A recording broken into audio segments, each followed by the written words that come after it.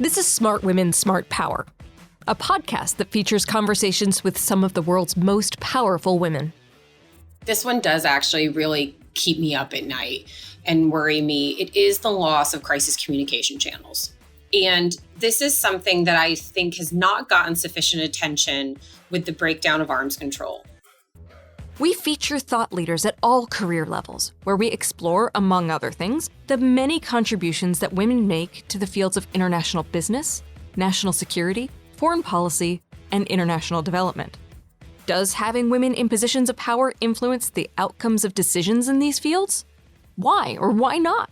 Join me, Dr. Kathleen McInnis, Director of the Smart Women, Smart Power initiative at the Center for Strategic and International Studies, for these incredible conversations. This Smart Women, Smart Power podcast is supported by Lockheed Martin. Today, I am really thrilled to welcome my dear friend and colleague, Dr. Heather Williams, to the Smart Women, Smart Power podcast.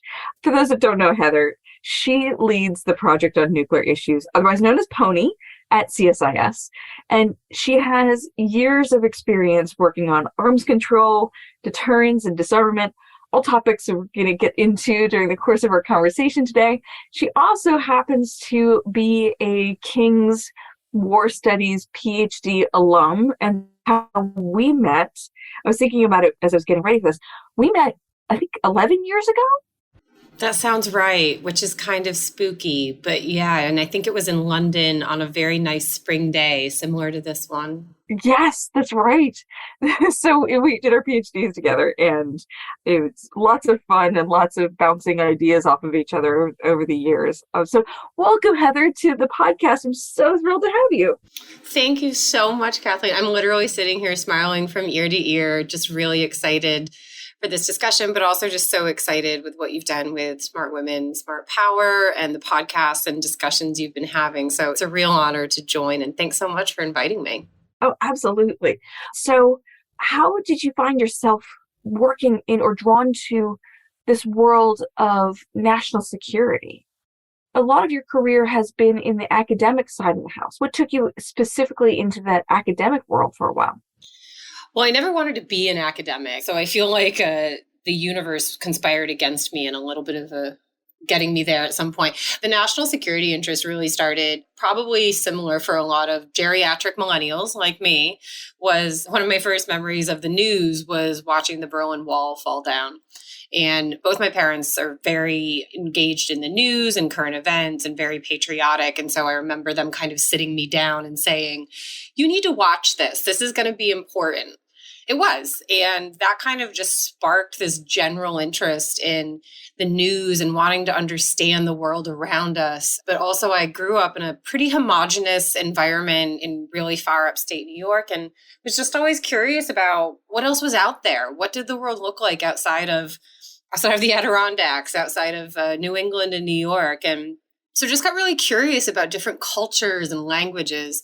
I actually was a Russian studies major and really fell in love with Russian literature and thought that that was going to somehow be my path. I thought, maybe I'll be a Russian translator someday and work in the State Department. And was in grad school. I took one class on WMD. And full disclosure, I took the class because it was from 4 to 6 on a Thursday, which was very conveniently aligned with the weekly graduate student happy hour at the bar next door to the classroom.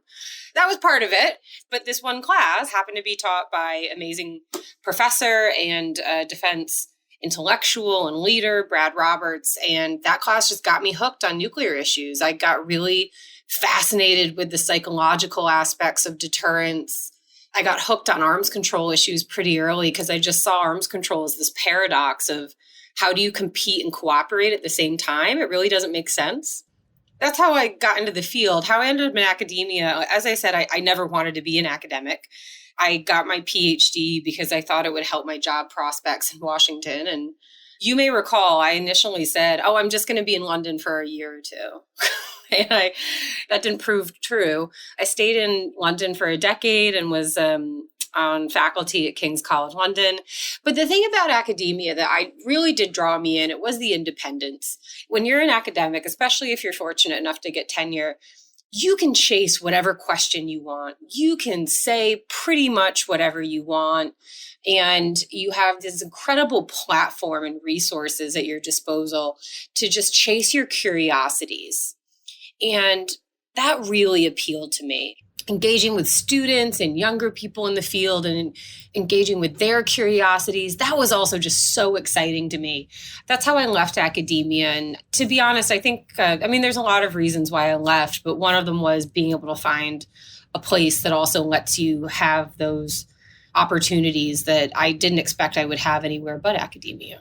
So that sort of turns to the decision that we're going to talk about today, which is one that I think a lot of our listeners sort of grapple with, which is a career shift and a career change, deciding to leave academia and move back into the policy spaces as director of the Project on New Issues. What was what were you, I was going to say, what were you thinking? That's not, no, but like you just what the draw for academia was for you. How did that shift over time? And what was the draw of the policy community?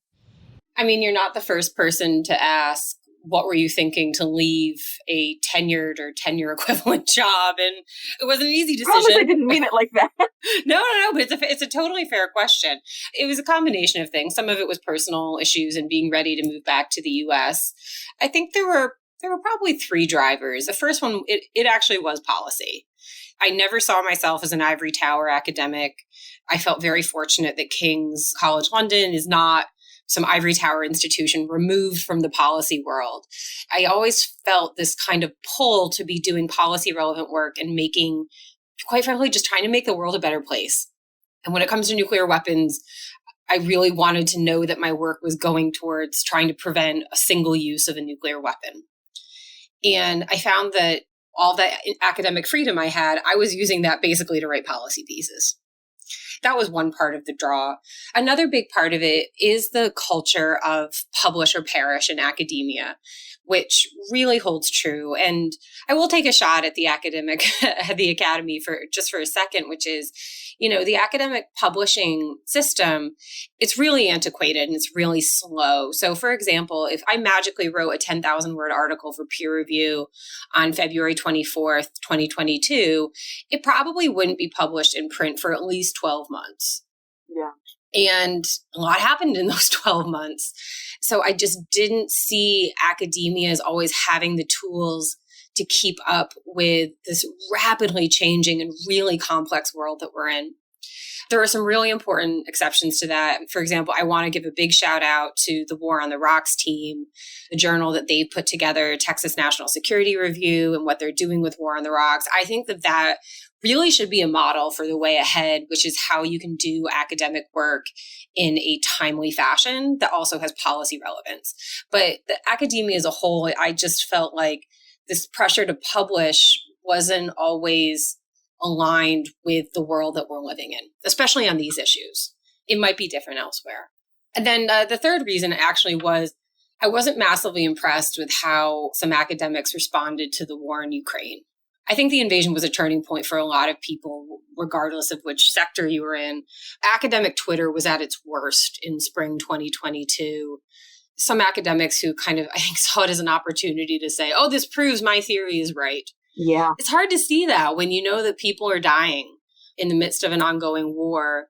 And also just some academics got really nasty with each other. And if anyone academia is listening to this, you probably have a guess who in the nuclear scene kind of took a lot of the heat. And I just felt like, I'm not sure that this is where I want to spend my professional energy, is debating whether or not an ongoing war proves my theory. That just didn't align with me and my values. And I genuinely don't mean that as a criticism of people who have stayed in academia, who are, I think doing incredibly important work that will help us understand this crisis and this conflict. I just felt that pull to policy a bit stronger. Yes, and over time, it might fit anymore. We change as people, we evolve, we grow. What worked before doesn't necessarily work later. And it sounds like you and your personal and professional journey took a different path. The dress didn't fit anymore. Yeah, that's exactly what it was. And it wasn't like, I have no regrets about having gotten a PhD or having done academia. I have very few professional regrets. It's like you say, things just shifted. I think one thing that was really important, though, it is always having a sense of your professional values and knowing what your priorities are going to be. So for me, independence has remained really number one. Kind workplace and good bosses is really important. Being appropriately compensated for the work that you're doing, having, a meaningful impact on your community. And that can look a lot of different ways. Those values for me really stayed constant. But it got to a point where I felt like, do you know what? I actually think that I can pursue and live by those values a bit better, just in a different setting. It's funny because, when I'd lived in DC before I got my PhD, and I always said I'm never going to be an academic. And then when I was in academia, I said, I'm never going back to think tanks. I think the lesson is also never say never and never rule out one career pathway, just kind of staying open. And as long as you have the right values and you stick to those, then I feel like it usually works out. Well, yeah. And that also brings up a really important point, I think, particularly for our younger listeners who are just getting started in their careers, that just because you start off in one place doesn't mean that you are locked in for life or that you can't make some significant changes.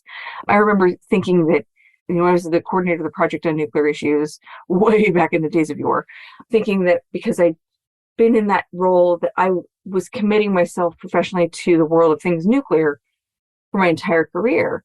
And that's manifestly not been the case, right? It bounced around in all sorts of different other places. It's okay to grow and change. It's okay to have something for a while and then move on. 100%. And I also think that there's a bit of a generational difference here. I think about my parents, like they stayed in the same jobs for 30 years, something like that. Whereas I look at some of the folks that I work with at Pony or, across CSIS, and they seem much more open to moving around and open to trying out different experiences. And again, coming back to being a geriatric millennial, we're like you and I are somewhere in the middle of that, which is that, you're right. Also, when I was in my 20s, I had thought, okay, this is going to be my life. This is my job. And this is just what I'm going to do. It was a really pleasant surprise to realize, no, you are allowed to change your mind. I often come back to Isaiah Berlin's essay, The Fox and the Hedgehog, where some people are foxes. And I feel like in DC, most people are foxes who are trying to do a bunch of different things. And, I want to touch every piece of the nuclear policy space. And I'm going to write in foreign policy and foreign affairs. And I'm going to do a Wall Street Journal op-ed. And I see some of these people doing this, and it's incredibly impressive. Whereas the academic side, I think, is often more hedgehog, where you have one topic that you just really deeply care about, and you are allowed and encouraged to burrow quite deeply into that thing. When, this class that I mentioned that really kind of turned me towards the nuclear space with Brad Roberts. And one thing that I remember Brad saying, this was when I was a student, was really talented people can do either a mile wide and an inch deep or an inch wide and a mile deep. It is very, very rare that you find someone who can do a mile wide and a mile deep. I often think back to that analogy, just as DC, people are trying to do so much. And I think there are some really talented people out there who do manage to go quite deep on them. And that's been, for me, a really nice kind of pleasant surprise about think tanks and CSIS in particular, is that this is not superficial and that you can do deep dives on things. Yeah. One of the things that this also sort of brings to mind is that there's getting a PhD and then there's academia. Right.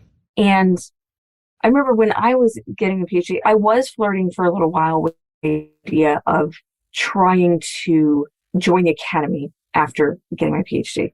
And I remember being told by my advisor, no, no, Kathleen, you're too old. You're too far along. It's never going to happen. And so I guess that sort of prompts another reflection or that I'd love to hear your thoughts on. There's a lot of work out there on bridging the gap between academia and policy. How successful do you think those efforts are right now? Not specific, there's that Bridging the Gap initiative, which isn't what I'm talking about. I'm talking about generally the interaction of academia and policy and whether the former meaningfully influences the latter these days, or is there still more work to be done? I mean, the short answer is there's more work to be done, but a lot of progress has been made. Before I pull that apart, when I left academia, I've been thinking about it, and I talked to a couple friends, both in and out of academia, about it. And like you said, the PhD is not just for academics. The PhD can teach you incredible skills, professional and personal, and survival, to be honest. But I remember when when I left academia and I did one of my first kind of public talks when I was at CSIS, and a close friend who's in academia saw it, and he came up to me afterwards and he said, "I knew you couldn't stay in academia. You're just too joyful." And I was like, "There's joy in academia." And he said, "There is, but people forget it sometimes." Whereas working in the policy space, I feel like there's a lot more interaction. There's a lot more collaboration. There's a lot more time for talking about what you love doing and chasing those curiosities. Whenever I see him, I'm always like, I still feel joyful, just so you know. Joy is a good thing to have. Joy is a good thing to have. And, with that said, again, I feel joyful about my work, but I know plenty of people in academia who are also joyful about their work. And it comes through, honestly, I just have the deepest respect for really, really good scholarship where you almost get a sense of the person coming through in some of these pieces. And you get a sense for just how much they love this work. And they're also doing impressive work at the same time. So, Fiona Cunningham, who's doing incredible work on China and nuclear, it's just an incredibly impressive scholarship. Mulford Brout-Heghammer, Kristen Van Bruskard. There's a lot of people out there where I do think that kind of sense of purpose and joy can come through in scholarship. To that question about bridging the gap, I honestly feel a bit torn on this one because I think I'm a little bit concerned, however, is that in the nuclear space, believe it or not, the funding landscape for nuclear research is really bad right now. And I think it would be I think it's a combination of reasons. One of the biggest funders left the field right before the invasion of Ukraine, and that caused a bit of panic, understandably. For some folks, taking government money is complicated, and I can understand that. But really, it's that a lot of the big funders left or are leaving and shifting their focus to other important issues like climate change or AI or democracy promotion. And I think that before the war in Ukraine, there was this perception that nuclear weapons were kind of fading into the background, that there was a loss in public consciousness about nuclear weapons. And a lot of folks just maybe forgot they were there, just they weren't in the news as much and didn't think about them that often. And, it's a stark reminder, there are still tens of thousands of nuclear weapons in the world that need to be maintained, need to be kept secure. We need nuclear risk reduction efforts. We need guardrails, and that all kind of left a lot of the public awareness. I also think that there were a lot of initiatives, particularly in the 2010s, that really were primarily focused on nuclear disarmament, which obviously is important, but there's a lot of other aspects to nuclear policy. Nuclear weapons are not going away anytime soon. And that's the part of Barack Obama's Prague speech that a lot of people forget, that he said, this probably won't happen in my lifetime. I think that the funding landscape just changed. And so, but to your really important question about bridging the gap, absolutely progress has been made. And I think it's really significant, really important. But there were systems and resources in place that made that possible. I don't think we should take them for granted. And I don't think that similar level of resourcing is guaranteed going forward. So this bridging the gap effort is something that really all generations that are interested and care about nuclear policy have to stay involved in and have to stay committed to. It's so true. These are issues that you can never get complacent on, right? Right. But somehow we got complacent, arguably. So looking at the strategic landscape today, what are the nuclear issues that you worry about? What's keeping you up at night? It feels like I have to pay attention to everything on nuclear at the moment because it's everywhere. Obviously, events in Ukraine are getting the most attention, rightfully so. But, there's a whole lot of other nuclear issues going on out there. Iran's progress and enrichment. There's potential DPRK nuclear testing. There is the constant fear of another border crisis or border clash in Kashmir between India and Pakistan. There's the potential breakdown of the institutions that have really governed nuclear weapons for so long. I'll try to keep myself to maybe three. Three sounds good. There's more, but I'll focus on the number one thing. This one does actually really keep me up at night and worry me. It is the loss of crisis communication channels. Yes. And this is something that I think has not gotten sufficient attention with the breakdown of arms control. In February, Putin suspended Russia's participation in the New START treaty. And on the surface, it might just look like, oh, well, these two are two countries that are in conflict. Why would they stay in an arms control agreement? Without realizing, with this arms control treaty came a really important communication channel.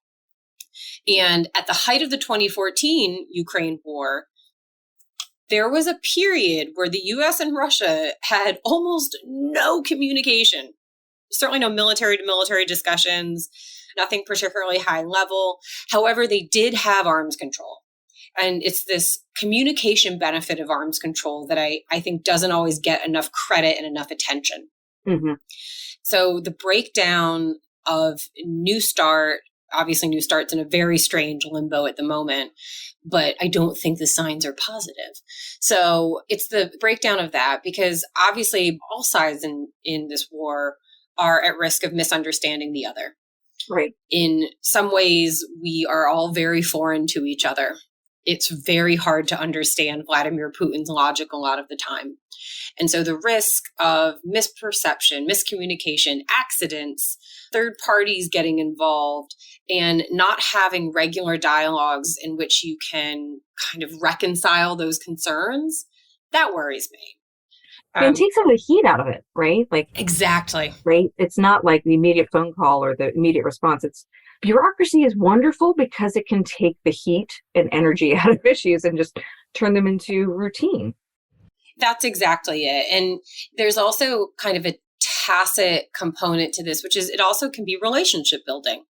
You know, like when New START was negotiated, a lot of folks on either side of the table, they knew each other already. They had already been talking in previous administrations or on the NGO side of things.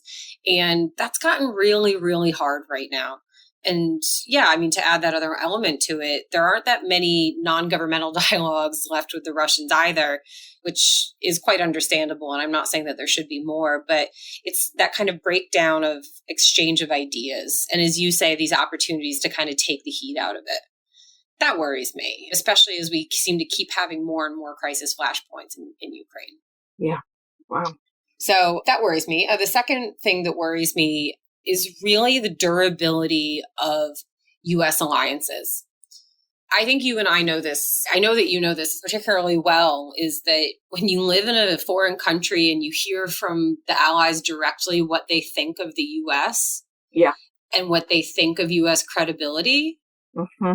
it is very different from what I hear around D.C. Yes, 100%. First and foremost is that the allies are not a monolith. NATO's now 31 members, so that's at least 31 different opinions. Mm-hmm. I mean, let alone the different opinions from within. We forget sometimes allies also have domestic politics and domestic pressures. And in some allied countries, their domestic publics have very strong views on nuclear issues that make it hard for them to be part of a nuclear alliance. Right. That is going to be really fascinating to watch how that gets managed. How do you incorporate these allies that have into a nuclear alliance? NATO is a nuclear alliance when they're strong disarmament traditions. Exactly. I feel a bit odd worrying about alliance unity in the spring of 2023 when it seems to be at its height and NATO just got a new member. But the durability of that, and I don't mean over 6 months, I mean over a decade, particularly in facing, NATO has started gazing even further east. So how do you maintain that alliance unity when also talking about how to address threats from China, things like emerging technologies? I think in general, I just worry that we take the allies for granted or that we don't sufficiently understand what their interests and their priorities are. And this is something where I actually give the Biden administration a lot of credit for making allies a priority. And from what I've seen, the Biden administration officials are really trying to rectify this and to engage with them more. But from the allies' perspective, I hear this all the time in Europe, you probably do too, is folks saying, well, what happens if and when a new president is elected who isn't as interested in NATO? What do we do then? Right. And cohesion, unity, and questions about credibility. Do we mean what we say? Yeah. Those tend to be questions that are taken for granted in Washington, but nope, they're alive and well and very, very important. They are. And so my third thing that worries me, it is actually generational change in the nuclear field and specifically knowledge transfer. Yeah. That there are folks in their 50s, 60s, and 70s now who have negotiated arms control agreements, negotiated directly with the Russians. How do we pass on that wisdom to the generations after you and I? Because it's probably going to be a little while before we have another arms control negotiation. Right. So that piece of the knowledge transfer concerns me. I also think the further away that we move from World War II and the types of existential crises that countries faced then, the more difficult it really becomes to engage people on nuclear. You know, I was saying before that nuclear weapons kind of left the public consciousness. I think that keeping people not just aware of nuclear issues, but engaged enough to pursue careers in the field and to try to learn from previous generations. You and I were incredibly fortunate, I think, in some of our mentors in this space. And I just worry that that tradition will carry on. And obviously it's something Pony really prioritizes. And we have a lot of initiatives for bringing in early and mid-career folks and helping them build expertise and get mentorship. But across the field, it's knowledge transfer that really does worry me on nuclear in particular. Obviously, we need more folks in AI. We need more folks in the military. And in general, I think we just need a lot more smart people getting involved with and committed to national security and defense. I guess to wrap up our conversation, when you look at your approach to nuclear issues, but also your approach to your decision to leave academia, do you feel that being a woman, that your gender has had an impact on those decisions or your approaches? And if so, why? But if not, why not? Great question. Being a woman has influenced how I engage with and how I got involved with the nuclear field. I'll say a bit about that. I don't think it really influenced my decision to leave academia, mainly because I kind of got to a point professionally, but also in terms of knowing what I wanted professionally, that I felt like I was kind of just interested in chasing the values that I had. But in terms of engaging with the nuclear field, I mean, I feel really old saying this, but when I got my start, which was 17, 18 years ago, there really were very few women in this field. I didn't really have a female mentor or a woman mentor until I think I was 30. Wow. And as a result, I was incredibly fortunate in the mentors that I had, but they were all men.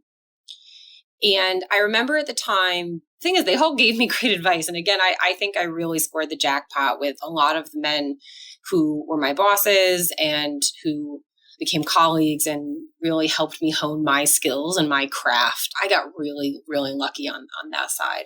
But I do remember being younger and in my 20s having some pretty unpleasant experiences with men in the field. And I do remember saying to myself at one point, I really hope that someday I can be the woman that younger women can go to when this happens. Because some of those experiences, it's really hard to go to your boss who might be the same age as your dad and to tell him. And you don't want to admit, and sometimes it's like, oh, you don't want to be the problem. You don't want to say, look, this made me uncomfortable. Sometimes there aren't great options for dealing with it. You know, especially for me, at least at that age, I wanted to show like, I can handle anything. I'm not going to be the one to ruffle any feathers. I'm going to be the one who gets on with it and just does a really great job. Yeah. And as a result, I probably let some things go that I shouldn't have. And I just remember thinking, it would just be really nice if there was an approachable woman in this field that I could talk to discreetly. I've never really questioned leaving the nuclear space, but I have often thought wherever I go, whether I'm in academia or in think tanks, I just really want to make sure that I am kind of that person and that I can be available, if anyone has those similar experiences and just wants to talk. Looking around now, there's such amazing women in this field. Including you and a lot of our colleagues here around CSIS, I look at the international security program here, and I think we have more women directors than men at this point, which is really inspiring. And I just feel so lucky that, in a lot of ways, the field's improved.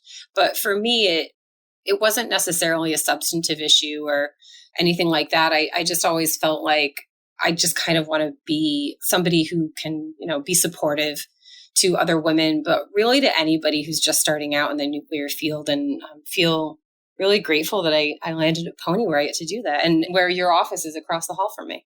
Yay! But it's so true. It's not taken on this role at CSIS. And as I think about what I want to do, it's not just representation for me, at least. It's about building a community Absolutely. that we actually want to be in, be what we want to see. Yes. And it's also about building a more diverse and inclusive community, because it isn't just about that you want people to feel seen. It isn't just about being that resource there for them. It genuinely makes for better collaboration and better research and analysis. Yes. And I have seen that in every single place that I have worked. You're absolutely right. It isn't just about, I'm always opposed to being thought of as a token woman. I certainly don't want to be a token woman. I don't want to be a token woman on a panel. But diversity and inclusivity, it is about people feeling seen. It's also about doing a better product most of the time, I think. Yeah. Yeah.